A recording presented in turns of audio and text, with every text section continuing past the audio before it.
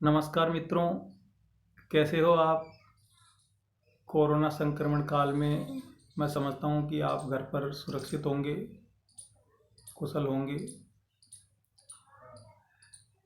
हाँ मित्रों, हम कल के व्याख्यान में बात कर रहे थे ब्रिटिश संविधान में अभिसमयों एवं परंपराओं की भूमिका की। उसी कड़ी के अंतर्गत आगे बढ़ते हुए आज हम बात करेंगे राजा एवं राजमुकुट में क्या अंतर होता है। यह प्रश्न अक्सर बीए पार्ट सेकंड की क्लास में एग्जाम्स में पूछा जाता है कि राजा एवं राजमुकुट में क्या अंतर होता है। मित्रों, इसी के तहत मैंने पीपीटी के माध्यम से कुछ बिंदु आपके सामने स्पष्ट करना चाहता हूं, जिनसे आपको ये विदित हो जाएगा कि राजा एवं राजमुकुट में क्या अंतर होता है।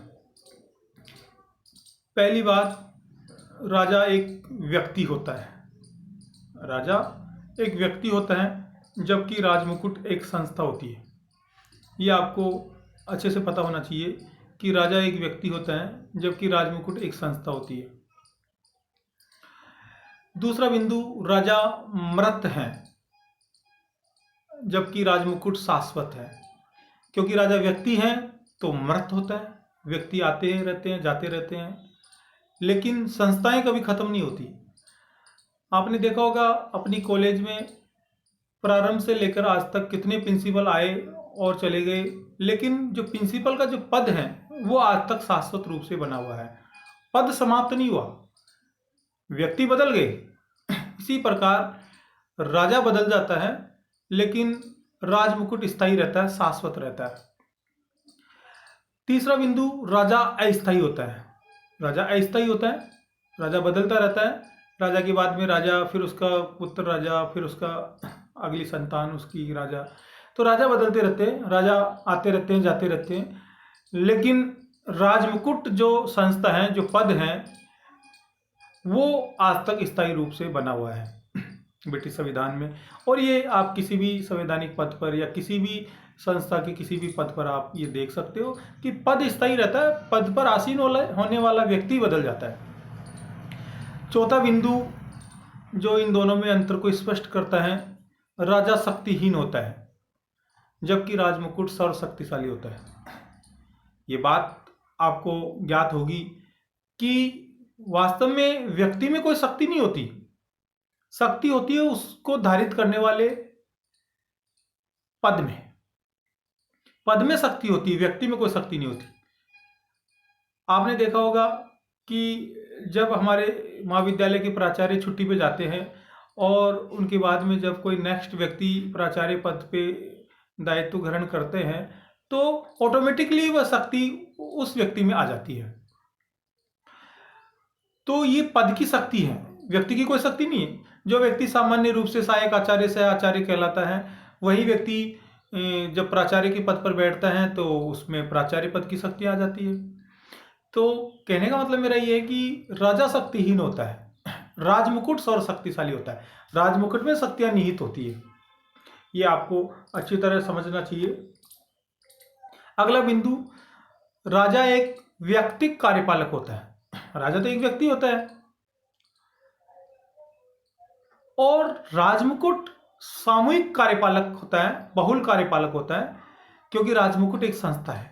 मैंने आपको पहले बिंदु में आपको बताया कि राजमुकुट एक संस्था है, तो संस्था में सामूहिकता होती है संस्था में बहुलता होती है।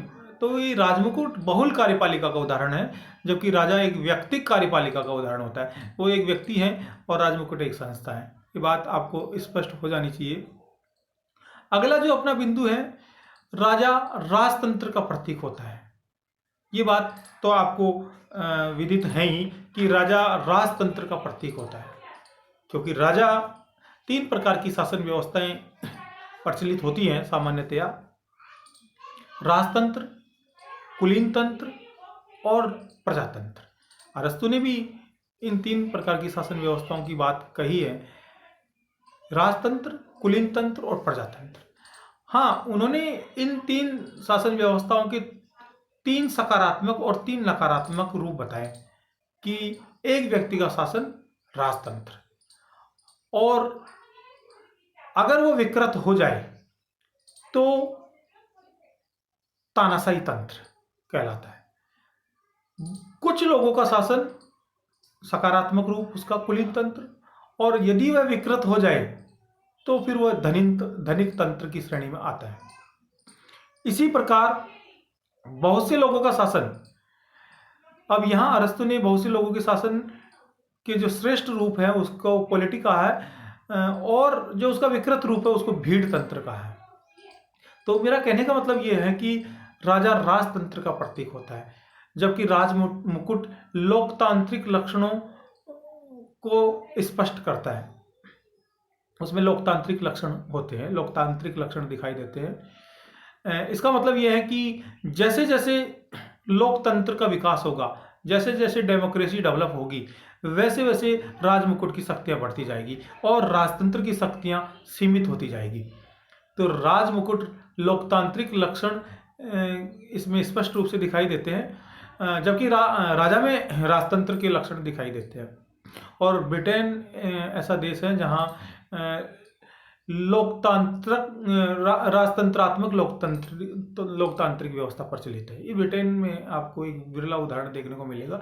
और भी कई देश है, जापान है, और कई देशों में ऐसी व्यवस्था व्याप्त है कि वहाँ राजतंत्रात्मक लोकतंत्र है, कि उन्होंने प्रतीक के रूप में राजा को भी रखा है और साथ में लोकतंत्र को भी रखा है। तो वहाँ राजतंत्रात्मक लोकतांत्रिक व्यवस्था प्रचलित है, जिसमें राजा राजतंत्र का प्रतीक है और राजमुकुट लोकतंत्र का प्रतीक है, और प्रधानमंत्री और मंत्रिपरिषद लोकतंत्र का प्रतीक है। अब ब्रिटिश संविधान के बारे में, ब्रिटिश संविधान में ये कहा जाता है कई बार कि राजा कोई गलती नहीं करता। ये अक्सर आपने सुना होगा कि सम्राट कोई गलती नहीं करता। इसका मतलब क्या है? सम्राट कोई गलती नहीं करता। तो मैं आपको स्पष्ट कर देना चाहता हूं कि सम्राट के बारे में पहले भी ये उक्ति व्याप्त थी और आज भी ये उक्ति सम्राट के बारे में, राजा के बारे में कही जाती है कि सम्राट कोई गलती नहीं करता। अब मैं इसको स्पष्ट करूं आपके सामने, तो देखो, पहले सम्राट गलती नहीं करता था। कैसे? कि सम्राट सर्वे सर्वा होता था। सम्राट की शक्ति असीम होती थी, सम्राट की शक्ति अंतिम होती थी। तो सम्राट यदि कोई गलती करता भी था तो उसमें गलती निकालने का साहस किसमें होगा?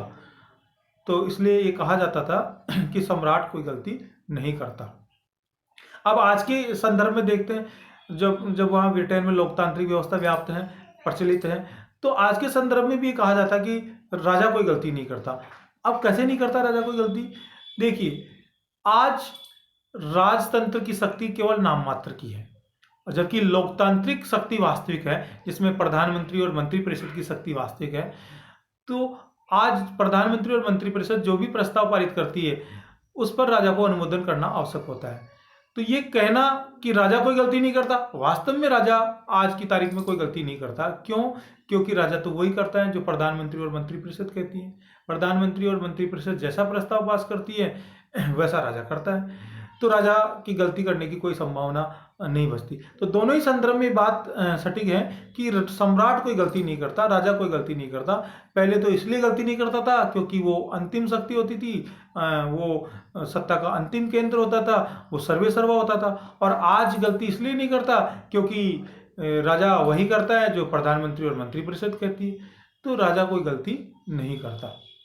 ये क्वेश्चन अक्सर आप लोगों के परीक्षाओं में पूछा जाता है। अब इसमें राजा करता क्या है? देखिए, राजा प्रधानमंत्री द्वारा निर्धारित कुछ कामों को वो उस पे उनको करता है, जैसे विदेशों में राजदूतों की नियुक्ति करना, उच्चायुक्तों की नियुक्ति करना, कुछ जो संवैधानिक विधेयक है उन पर हस्ताक्षर करना, इसके अलावा कुछ उपाधियां वितरित करना, कुछ लोगों को अपने अपने क्षेत्रों में बढ़िया काम करने के लिए उपाधियां वितरित करना, पीयर्स की नियुक्ति करना। अब ये राजा का काम है, उनको पीयर्स की नियुक्ति करना, वहाँ पीयर्स बोला जाता है सांसदों को, उनकी नियुक्ति करना।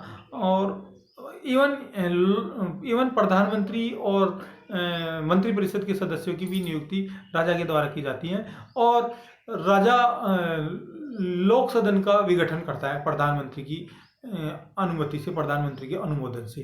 तो ये राजा के कुछ काम हैं। और भी बहुत से काम हैं। अगर जैसे भारत के संदर्भ में अगर देखें तो आप देखा होगा कि उच्च न्यायालय एवं सर्वोच्च न्यायालय के न्यायाधीशों की नियुक्ति करना, संघ लोक सेवा आयोग के सदस्यों की नियुक्ति करना, इसके अलावा राज्यों में राज्यपालों एवं केंद्र शासित प्रदेशों में उपराज्यपालों एवं प्रशासकों की नियुक्ति करना, इसके अलावा